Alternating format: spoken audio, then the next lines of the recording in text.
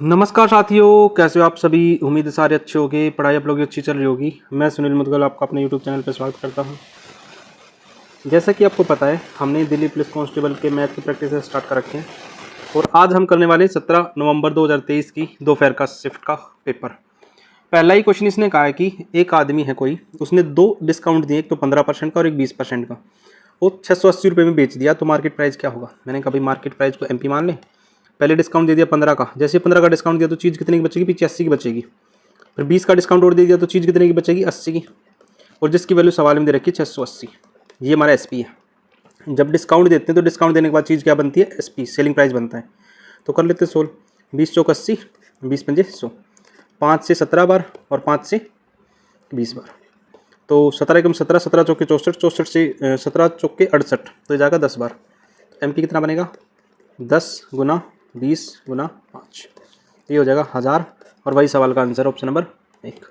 यदि ये सॉल्यूशन पसंद आए तो वीडियो को लाइक और चैनल को सब्सक्राइब जरूर करें। साथ साथ में अपने ग्रुपों में शेयर भी कर दें। जो बच्चा दिल्ली पुलिस की तैयारी कर रहा है उसके लिए बहुत हेल्पफुल रहने वाले हैं। अगले क्वेश्चन में इसने कहा कि HC बताना है, मतलब महत्तम समापवर्तक। महत्तम समापवर्तक वो होता है जो सब में कॉमन हो। मैंने कभी पहले वाले डाटा में क्या कॉमन है, आपको इसमें 2 है, इसमें 2 है, इसमें 2 है, तो 2 तो होगा ही होगा। इसमें 3 भी है और अगले वाले में 5 भी है, मतलब 3, 5 और 2 का कॉम्बिनेशन बनेगा, मतलब कि 30। इसका क्या आ जाएगा, HCF highest common factor. Option number 3 satisfy करेगा। क्वेश्चन नंबर 3, ये भी HCF का क्वेश्चन है। HCF जब फ्रैक्शन में हो तो निकाला जाता है, HCF होता है वो HCF/1 में LCM निकाला जाता है। अब मैंने कहा नीचे तो सारा डाटा सेम है, आपको जी ठीक है। ऊपर की बात करूं तो जो भी आंसर होगा वो 7 का मल्टीपल होगा। क्यों, 7 से 56 भी कट रहा है, 7 से 175 भी कट रहा है, तो 7 ही ऑप्शन हो जाएगा, ऑप्शन नंबर A। HCF का मतलब सब में कॉमन, सब में कॉमन मतलब 7 तो रहेगा ही रहेगा, तो यही आंसर होने वाला है। क्वेश्चन नंबर 4, इसने कहा कि किरण ने कोई ऑब्जेक्ट है वो वरुण को 10% के प्रॉफिट बेचा। मैंने कहा किरण ने किसको बेचा है, वरुण को। 10% का प्रॉफिट मतलब 100 की चीज़ 110 में बेच दी। वरुण ने वही चीज़ अरुण को बेची है। मैंने कहा जब यदि ये इसके पास वरुण के पास 100 की हो तो अरुण के पास 105 की होगी, जो कि सवाल में कहा है। और 105 की वैल्यू सवाल में 1155 दे रखी है। जब मैं इसको इससे काटूंगा तो कितना होगा, 105 से एक बार जाएगा और 105 से एक बार, तो इस 100 यूनिट की वैल्यू कितनी होगी, 1100। मतलब ये 100 यूनिट कौन सा है, ये वाला है। तो इसका मतलब यदि ये 1100 है, मैंने कहा 110 की वैल्यू 1100 है, ये अपने आप का 10 गुना है, तो 100 की वैल्यू कितनी होगी, 100 गुना 10, तो 1000 की वो चीज़ रही होगी। एक तो तरीका ये है। दूसरा आप ऐसे भी सोच सकते हो कि किरण ने वरुण ने अरुण को प्रॉफिट में बेचा है। प्रॉफिट में दो प्रॉफिट देने के बाद 1155 की, इसका मतलब वो चीज़ 1155 से कम रही होगी। और 11 से 55 ऑप्शन के आधार पर सिर्फ एक ही ऑप्शन है, 1000 है, वही आप डायरेक्ट भी लगा सकते थे और उम्मीद आपने ऐसे ही किया होगा। क्वेश्चन नंबर 5, क्वेश्चन नंबर 5 में इसने कहा कि the ratio of the father and son 7:4। मैंने कहा भी फादर और सन रेशियो कितना है, 7:4। अब ये रेशियो में इसका मतलब इसके साथ कोई नंबर x रहा होगा, आप मान सकते हो। दोनों का प्रोडक्ट मतलब कि 7x × 4x, जिसकी वैल्यू सवाल में दे रखी है 1008। तो 4 से काटेंगे तो कितनी बार जाएगा, 4 से 25 बार जाएगा और 4 से 2 बार जाएगा। 7 से काटेंगे तो 7 के 21, 7 के 42। x² = 36 बराबर में 6 की पावर 2, पावर से पावर कटेगी, x की वैल्यू कितनी आ जाएगी, 6 आ जाएगी। x की वैल्यू 6 आ जाएगी तो इसका मतलब फादर और सन की एज कितनी हो जाएगी, 7 गुना 6 कहते हैं, तो ये 42 हो जाएगी और ये कितनी हो जाएगी, 6 चौके 24। अब इसने कहा कि 10 साल के बाद, मैंने कहा 10 साल के बाद तो दोनों में 10-10 जोड़ दूँ, तो ये हो जाएगा 52 साल का और ये हो जाएगा 34 साल का। अब इनका रेशियो की बात करते, रेशियो कितना हो जाएगा, आप लिख सकते हो 2 से काटेंगे तो 26, 2 से काटेंगे तो 17, 26:17, ऑप्शन नंबर 2 सेटिस्फाई करेगा। यहाँ पे 5 हमारे सवाल हो चुके हैं और आप लोगों को शेयर नहीं किया अभी तक, तो शेयर भी कर दें। अगले वाला क्वेश्चन, इसने कहा कि विच फ्रैक्शन इज स्मॉलेस्ट, सबसे छोटी फ्रैक्शन बतानी। तो आप ऐसे कर सकते हो, इसको 17/21 लिखो, इसको 9/11 लिखो, इसको 16/19 लिखो, इसको 13/15 लिखो। जब भी स्मॉलेस्ट और बिगेस्ट की बात करें तो क्या करो, आप इन सभी का गैप ले लो। मैंने कहा भी गैप 4 का है, गैप 2 का है, गैप 3 का है और गैप 2 का है। अब ऐसी संख्या मानो जो 4, 2, 3 और 2 से कट जाए। मैंने कहा भी वो नंबर 12 हो सकता है। यदि मैं 4 से डिवाइड करूँ तो कितनी बार कटेगा, 3 बार। उस 3 की मल्टीप्लाई 17 से कर दो, 17 × 3 = 51। ऐसे ही 12 को 2 से डिवाइड करेंगे तो 6 बार जाएगा, तो 6 की 9 से कर दो, ये 54 हो जाएगा। इसी तरह इसकी बात करेंगे तो 2 24 हो जाएगा, 4 16 चौके 64 बन जाएगा। और इसकी बात करेंगे तो 2 से काटेंगे तो 6 और 13 × 6 = 78। अब इनमें जो सा नंबर बड़ा है वो बड़ा होगा, जो सा नंबर छोटा वो छोटा होगा। तो सबसे छोटा नंबर क्या दिख रहा है? 51। 51 कहाँ से आया? 17/21 से। तो 17/21 सबसे स्मॉलेस्ट नंबर हो जाएगा। ठीक है। Question number 7।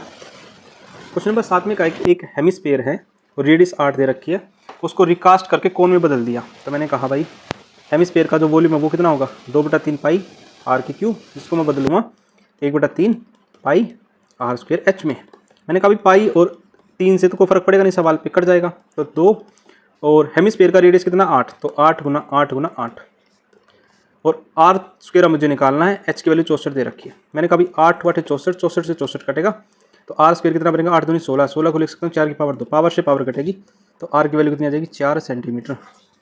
Option number 1 satisfy करेगा। 7 क्वेश्चन हमारे हो चुके हैं। Question number 8।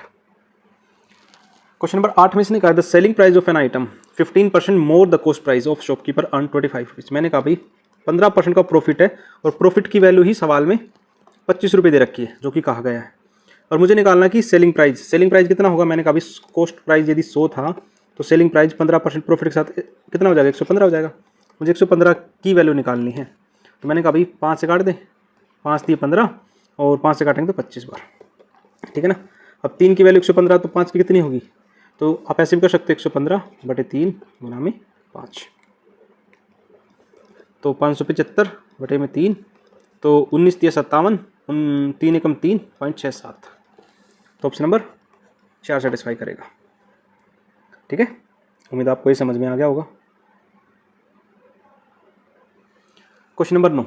क्वेश्चन नंबर 9 में इसने कहा है कि 8 घंटे में 600 किलोमीटर की दूरी तय करनी है, जिसमें यदि वो कुछ ट्रेन से, मैंने कहा भी ट्रेन से और कुछ कार से, यदि ट्रेन से जाए तो 120 किलोमीटर और कार से जाए तो बाकी कार से जाएगा कितना? 480 किलोमीटर। तो उसको टाइम कितना लग रहा है? 8 घंटे। यदि वो ट्रेन से 200 किलोमीटर जाए तो बाकी 400 किलोमीटर कार से जाना पड़ेगा, तो उसको लग रहे हैं 8 घंटे तो लगेंगे 20 मिनट एक्स्ट्रा लग रहे हैं। आपका वजह ठीक है। इसको हम करेंगे शिफ्टिंग मेथड से। शिफ्टिंग मेथड क्या होता है? जैसे मैंने कहा भी पहले 120 जा रहा था, अब 200 जा रहा है, इसका मतलब 80 किलोमीटर इसने कार के चुरा लिए। तो कह सकता हूँ 80 किलोमीटर की दूरी चलने में इसको 20 मिनट एक्स्ट्रा लगे हैं, जो कि सवाल में दिखाया गया है। आपका वजह ठीक है। अब मैं कह रहा हूँ कि यदि 20 की जगह ये सारे के सारे 480 के 480 शिफ्ट करता, तो मैंने कहा भी सारे के सारे किसको? ट्रेन की बात चल रही है, ट्रेन को शिफ्ट किया इसने।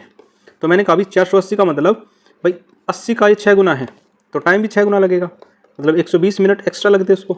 या मैं कह सकता हूँ 2 घंटे एक्स्ट्रा लगेंगे। कब? जब वो सारा का सारा ट्रेन से चलता। 2 घंटे एक्स्ट्रा किस में लगेंगे? मतलब 8 घंटे में 2 घंटे एक्स्ट्रा लगते।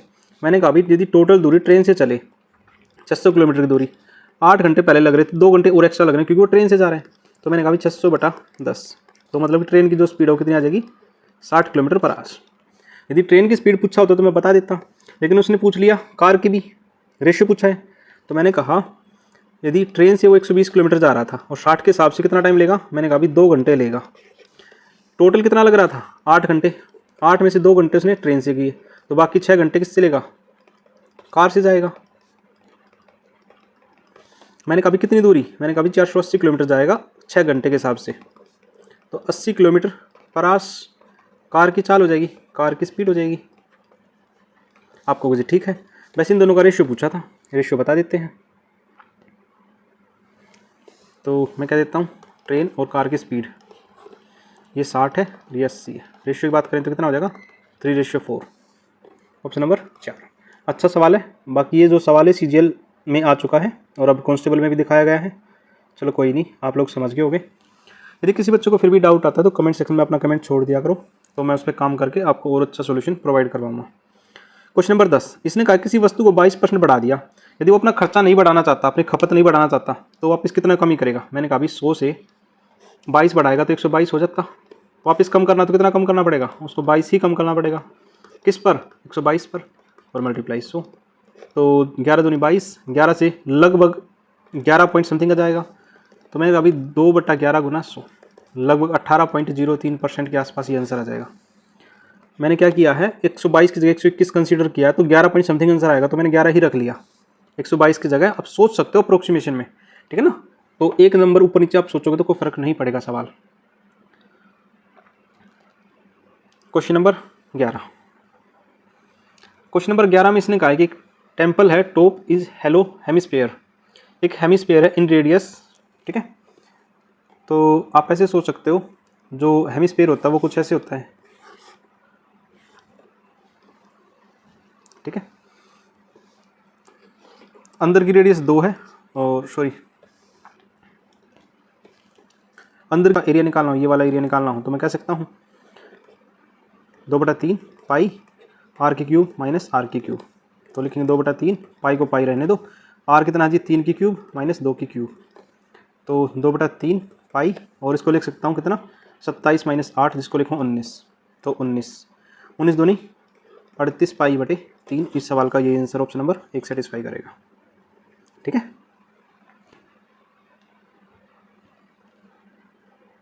क्वेश्चन नंबर 12, क्वेश्चन में इसने कहा था एवरेज ऑफ 4 नंबर इज 20। मैंने कहा अभी 4 संख्याओं का एवरेज 20 है, तो टोटल सम, कुल सम कितना हो जाएगा 80, कुल टोटल सम। इसमें से जो चौथा नंबर है वो 26 है, यदि मैं इसमें से चौथा नंबर घटा दूं तो जो नंबर मिलेगा वो मुझे कितना मिलेगा 54, और ये 3 संख्याओं का है, तो एक संख्या का कितना होगा, मैंने कहा 54/3 करेंगे तो एवरेज 18 आ जाएगा, एवरेज भी घट जाएगा, ठीक है ना। तो ऑप्शन नंबर 4 हो जाएगा।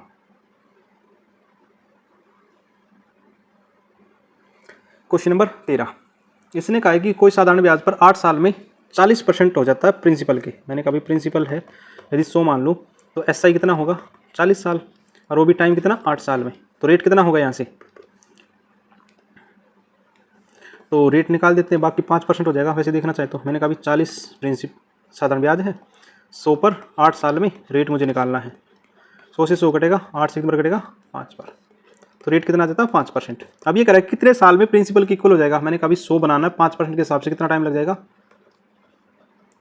20 साल का टाइम लग जाएगा, और ऑप्शन नंबर 1 सेटिस्फाई करेगा यहाँ पे, ठीक है।